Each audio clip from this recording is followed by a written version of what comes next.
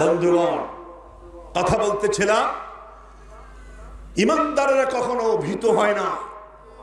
ইন্না কাইদাশ শাইতানি কানা দাঈফা, শয়তানদের চক্রান্ত দুর্বল। কে বলছেন? যতই দেখা যায় এটা মাকড়সার জালের থেকেও দুর্বল। বন্ধুগণ, কথা বলতেছিলাম, ইমাম আবু হানিফার জন্য একটা ভাঙ্গা চেয়ার, নাস্তিকের জন্য একটা দামি চেয়ার। নাস্তিক বলছে আমি তোমার 3টি প্রশ্ন করব। ইমাম আবু হানিফা বললেন আমি প্রস্তুত। প্রথম প্রশ্ন, আল্লাহ এই শব্দের আগে এবং পরে আরেকটি শব্দ পৃথিবীতে আছে বলে দাও। নাম্বার 2,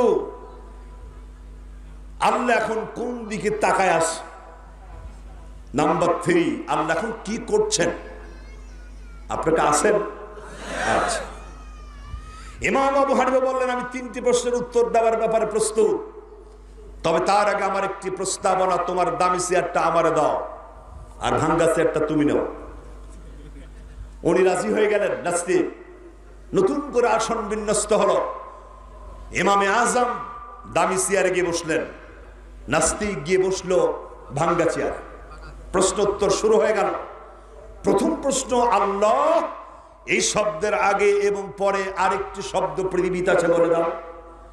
ইমাম আবু হানিফা নাস্তিককে বললেন তুমি 1 থেকে উপরে গুনতে থাকো। নাস্তিক গুনছে 1 2 3 4 8 9 10। ইমাম আবু হানিফা বলেন এবার 10 থেকে নিচে নেমে আসো। উনি গুনছেন 10 9 8 7, গুনতে গুনতে 1-এ এসে অটোমেটিকলি ব্রেক, থেমে গেছে।